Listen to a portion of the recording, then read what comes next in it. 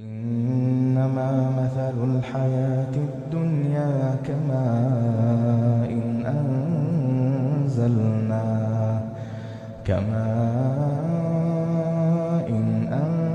أنزلناه من السماء فاختلط به نبات الأرض مما يأكل الناس والأنعام حتى إذا أخذت الأرض زخرفها وزينت وظن أهلها أنهم قادرون عليها أتاها أمرنا ليلا أو نهارا فجعلناها حصيدا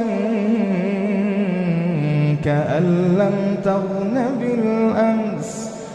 كذلك نفصل الآيات لقوم يتفكرون والله يدعو إلى دار السلام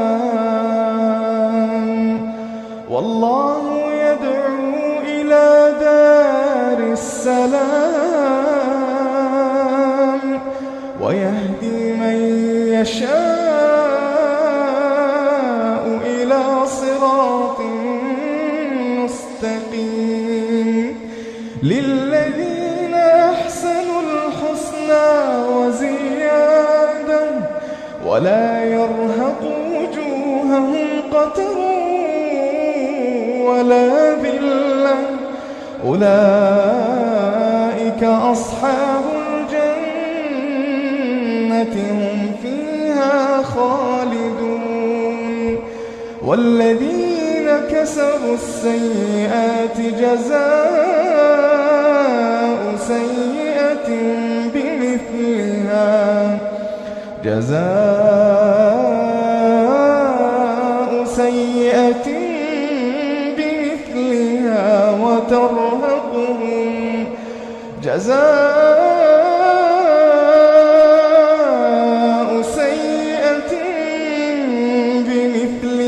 وترهقهم